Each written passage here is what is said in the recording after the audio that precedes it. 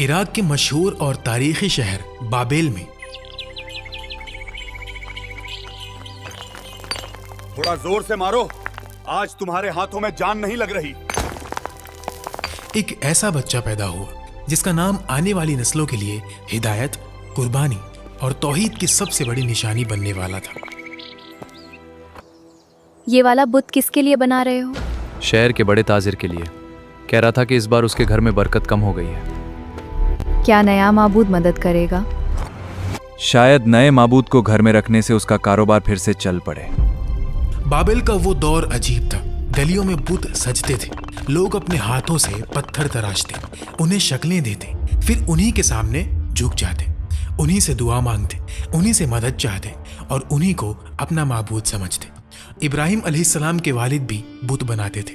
वो बुतों को तराश कर बेचते भी थे और खुद भी उनकी इबादत करते थे। लेकिन इस अंधेरी दुनिया में अल्लाह ने इब्राहिम अलैहिस्सलाम के दिल को बचपन ही से रोशन कर दिया था। जब पूरी कौम पत्थरों के सामने झुकी हुई थी, तब इब्राहिम अलैहिस्सलाम का दिल सिर्फ एक अल्लाह की तरफ मुतवज्जा था। उन्होंने कभी एक लम्हे के लिए भी किसी बुत के सामने सर नहीं झुकाया। एक दिन इब्राहिम अलैहिस्सलाम ने अपने बाप और अपनी कौम से पूछा, तुम किसकी इबादत करते हो? लोगों ने बड़े फख्र से जवाब दिया, हम बुतों की इबादत करते हैं। इब्राहिम अलैहिस्सलाम ने पूछा, जब तुम इन बुतों को पुकारते हो, क्या ये तुम्हारी आवाज़ सुनते हैं? क्या ये तुम्हें कोई फ़ायदा दे सकते हैं या तुम्हें किसी नुकसान से बचा सकते हैं? लोगों के पास कोई जवाब नहीं था। वो बस इतना कह सके, हम नहीं जानते, हमने अपने बाप दादाओं को इसी तरह करते देखा है। ये जवाब सुनकर इब्राहिम अलैहिस्सलाम के दिल में और दर्द भर गया। उन्हें अपनी कौम पर तरस आता था। वो देख रहे थे कि इंसान जिसे अल्लाह ने अक्ल दी, समझ दी, इज्जत दी, वो बेजान पत्थरों के सामने जलील हो रहा है।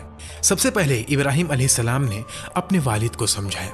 उन्होंने निहायत अदब, मोहब्बत और दर्द के साथ कहा, अब्बा, मुझे ऐसा इल्म दिया गया है जो आपको नहीं मिला। आप मेरे साथ हो जाइए, मैं आपको सीधा रास्ता दिखाऊंगा। अब्बा, शैतान की इबादत ना कीजिए, बेशक शैतान अल्लाह का नाफरमान है। अब्बा, मुझे डर है कि कहीं आपको अल्लाह का अजाब ना आ पकड़े और आप शैतान के साथी ना बन जाएं। सोचो, एक बेटा अपने बाप को कितनी मोहब्बत से समझा रहा है, लेकिन जवाब में मोहब्बत नहीं मिली। उनके बाप ने गुस्से में कहा, ए इब्राहिम, क्या आप मेरे माबूदों से फिर गए? अगर आप बाज ना आए तो मैं आपको संसार कर दूंगा। आप मुझसे दूर चले जाएं और कभी मुझे नजर ना आए। ये अल्फाज किसी अजनबी के नहीं, एक बाप के थे। लेकिन इब्राहिम अलैहिस्सलाम ने सब्र किया। उन्होंने जवाब में बद्दुआ नहीं दी, गुस्सा नहीं किया, बस फरमाया, आप पर सलामती हो, मैं अपने रब से आपके लिए बख्शीश तलब करता रहूंगा। फिर इब्राहिम अलैहिस्सलाम ने अपने वालिद से अलग रहना इख्तियार कर लिया, लेकिन उनके दिल में अपनी कौम के लिए दर्द अब भी जिंदा था। वो चाहते थे कि लोग अपनी आंखों से देख लें कि जिन बुतों के सामने वो झुकते हैं, वो खुद अपनी हिफाजत भी नहीं कर सकते। उनकी कौम का एक खास दिन होता था, ईद का दिन। इस दिन लोग खाना पकाकर अपने माबूदों के सामने रखते थे, फिर शहर के बाहर एक मैदान में जमा होते, वहाँ खेलते, कूदते और खुशियाँ मनाते। शाम को वापस आते और सुबह बुतों के सामने रखा हुआ खाना तबर्रुक समझकर खा लेते। जब वो दिन आया, सब लोग तैयार होने लगे, लेकिन इब्राहिम अलैहिस्सलाम उनके साथ ना गए। लोगों ने पूछा, क्या आप हमारे साथ नहीं चलेंगे? इब्राहिम अलैहिस्सलाम ने आसमान की तरफ देखा और फरमाया, मैं बीमार हूँ। लोग उन्हें छोड़कर चले गए। अब पूरा शहर खाली था, बुत खाना खामोश था और उन बेजान बुतों के सामने खाना रखा हुआ था। इब्राहिम अलैहिस्सलाम ने उन्हें मुखातिब करके कहा, ये इतना खाना तुम्हारे सामने पड़ा है, तुम खाते क्यों नहीं? तुम्हें क्या हो गया है कि तुम बात तक नहीं करते? लेकिन बुत खामोश थे, ना जवाब, ना कोई हरकत, ना कुदरत और ना कोई जिंदगी। फिर इब्राहिम अलैहिस्सलाम ने कुल्हाड़ी उठाई और तमाम छोटे बुतों को तोड़ दिया, सिर्फ सबसे बड़े बुत को छोड़ दिया। फिर कुल्हाड़ी उस बड़े बुत के कंधे पर रख दी। शाम हुई, लोग खुशी मनाकर वापस आए, लेकिन जब उन्होंने अपने बुतों को टूटा हुआ देखा तो उनके होश उड़ गए। जिन बुतों के सामने वो सजदा करते थे, वो जमीन पर टुकड़ों में पड़े थे। लोग चीख उठे, यह हमारे माबूदों के साथ किसने किया? किसी ने कहा, एक जवान है इब्राहिम, वो हमारे बुतों के खिलाफ बातें करते थे। फिर सब लोग जमा हुए। इब्राहिम अलैहिस्सलाम को बुलाया गया। उनसे पूछा गया, ए इब्राहिम, क्या हमारे बुतों के साथ ये हरकत आपने की है? इब्राहिम अलैहिस्सलाम ने फरमाया, ये काम तो इस बड़े बुत ने किया होगा, मुझसे क्यों पूछते हो? अपने माबूदों से पूछ लो कि उनके टुकड़े किसने किए। ये जवाब सुनकर सब लोग एक पल के लिए खामोश हो गए। उनके ज़मीर ने गवाही दी कि इब्राहिम सच कह रहे हैं। फिर उन्होंने खुद कहा, ऐ इब्राहिम, आपको पता है कि ये बोल नहीं सकते। बस यही वो लम्हा था जिसका इब्राहिम अलैहिस्सलाम इंतजार कर रहे थे। उन्होंने फरमाया, फिर तुम अल्लाह के सिवा उनकी इबादत क्यों करते हो जो तुम्हें ना फायदा दे सकते हैं ना नुकसान पहुंचा सकते हैं? अफसोस है तुम पर और उन पर जिन्हें तुम अल्लाह के सिवा पुकारते हो। तुम उनकी पूजा करते हो जिन्हें तुम खुद अपने हाथों से तराशते हो। क्या तुम अक्ल नहीं रखते? हक इतना वाज़े हो चुका था कि इंतजार की कोई गुंजाइश नहीं थी। लेकिन जब दिलों पर कुफ्र की मोहर लग जाए तो सबसे रोशन दलील भी इंसान को रास्ता नहीं दिखा सकती। उन्होंने सच मान लेने के बजाय इब्राहिम अलैहिस्सलाम को सजा देने का फैसला कर लिया। उन्होंने एक बड़ा मैदान चुना। कई दिन तक लकड़ियां जमा की गई, इतनी लकड़ियां कि आग का ढेर आसमान को छूने लगा। फिर उसमें आग लगा दी गई। आग भड़क उठी। शोले इतने बुलंद थे कि करीब जाना मुश्किल था। गर्मी इतनी ज्यादा थी कि लोग दूर खड़े थे। फिर उन्होंने इब्राहिम अलैहिस्सलाम को रस्सियों से बांधा। जब उन्हें आग में डालने लगे उस वक्त इब्राहिम अलैहिस्सलाम की जुबान पर ये अल्फाज थे, हस्बुनल्लाहु व निअमल वकील। मेरे लिए अल्लाह काफ़ी है और वही बेहतरीन कारसाज है। फिर उन्हें आग में डाल दिया गया। लोग समझ रहे थे कि अब इब्राहिम जल जाएंगे, लेकिन उसी वक्त अल्लाह का हुक्म आया, ए आग, इब्राहिम पर ठंडी हो जा और सलामती वाली हो जा। और फिर जो हुआ वो दुनिया के लिए मुआजिज़ा बन गया।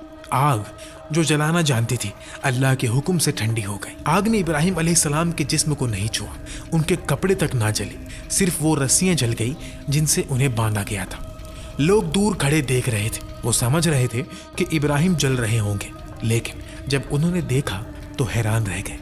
इब्राहिम अलैहिस्सलाम आग के दरमियान सुकून से बैठे थे। ना चेहरे पर घबराहट, ना जिस्म पर जख्म, ना कपड़ों पर आग का असर। ये मंजर देखकर हर आंख हैरान रह गई। फिर इब्राहिम अलैहिस्सलाम आग से बाहर निकले, लेकिन इतना बड़ा मुआजिज़ा देखने के बाद भी उनकी कौम में लूत अलैहिस्सलाम के सिवा कोई ईमान न लाया। पूरा बाबेल कुफ्र पर डटा रहा। इब्राहिम अलैहिस्सलाम के दिल में दर्द था। उन्होंने सोचा, अगर ये लोग इतना बड़ा मुआजिज़ा देख कर भी ईमान नहीं ला रहे तो फिर और क्या देखना चाहते हैं। उस वक्त बाबेल पर नमरूद नाम का बादशाह हुकूमत करता था। जब उसके पास इब्राहिम अलैहिस्सलाम के मुआजिज़े की खबर पहुंची तो उसने हुक्म दिया कि इब्राहिम को मेरे दरबार में पेश किया जाए। इब्राहिम अलैहिस्सलाम नमरूद के सामने पेश हुए। नमरूद ने पूछा, तुम्हारा रब कौन है? मेरा रब वो है जो जिंदा करता है और मारता है। वो तो मैं भी कर सकता हूं।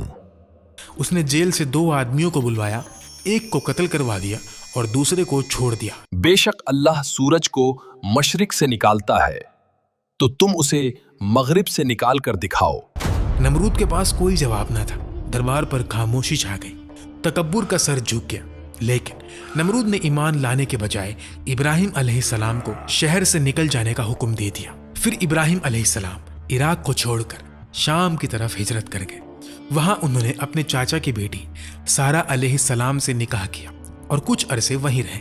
लेकिन यहाँ के लोग भी गुमराही में मुब्तला थे। ये बुतों को नहीं, सितारों को पूजते थे। रात होती तो ये सितारों के सामने झुक जाते। उनका अकीदा था कि सितारे उनके माबूद हैं। इब्राहिम अलैहिस्सलाम ने उन्हें समझाने का एक हिकमत भरा तरीका इख्तियार किया। एक रात वो उन लोगों के साथ निकले। आसमान पर एक चमकता हुआ तारा नजर आया। इब्राहिम अलैहिस्सलाम ने कहा, ये मेरा रब है। लोग उनकी तरफ देखने लगे। फिर जब तारा डूब गया, इब्राहिम अलैहिस्सलाम ने फरमाया, जो छुप जाए वो मेरा रब कैसे हो सकता है। अगली रात चांद निकला। इब्राहिम अलैहिस्सलाम ने कहा, यह मेरा रब है। लेकिन जब सुबह हुई और चांद भी छुप गया तो फरमाया, ये भी रब नहीं हो सकता। तो इब्राहिम अलैहिस्सलाम ने अपनी कौम को हकीकत समझाई, ये सब मखलूक है, इनका खालिक कोई और है। मैं उस अल्लाह की इबादत करता हूँ जिसने आसमान और ज़मीन को पैदा किया। लेकिन यहाँ भी लोगों ने इनकार किया। इब्राहिम अलैहिस्सलाम ने फिर हिजरत का फैसला किया और मिस्र जा पहुंचे। मिस्र के बादशाह को खबर मिली कि एक शख्स हिजरत करके आया है और उसके साथ एक औरत है जो बहुत हसीन और जमील है। उस जालिम बादशाह ने अपने आदमियों को भेजा कि उस औरत को मेरे पास लाओ और पता करो कि उसके साथ जो आदमी है वो कौन है। अगर वो उसका शौहर हो तो उसे कत्ल कर देना।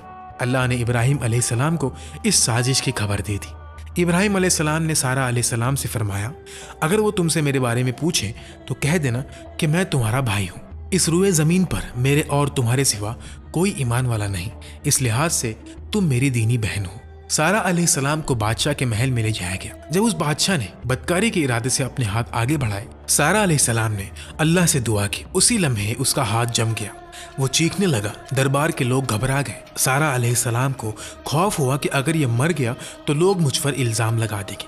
उन्होंने अल्लाह से दुआ की और बादशाह का हाथ ठीक हो गया। लेकिन उस जालिम ने फिर वही कोशिश की, फिर उसका हाथ जम गया। ऐसा 3 मरतबा हुआ। आखिरकार वो डरा और कहने लगा कि अगर तुम मुझे इस मुसीबत से निजात दिला दो तो मैं तुम्हें छोड़ दूंगा। सारा अलैहिस्सलाम ने दुआ की और वो ठीक हो गया। फिर उसने सारा अलैहिस्सलाम को इज्जत के साथ रिहा कर दिया और उनकी खिदमत के लिए हाजरा अलैहिस्सलाम को उनके साथ भेज दिया। सारा अलैहिस्सलाम जब वापस आई तो इब्राहिम अलैहिस्सलाम ने फैसला किया कि अब हम यहाँ नहीं रहेंगे।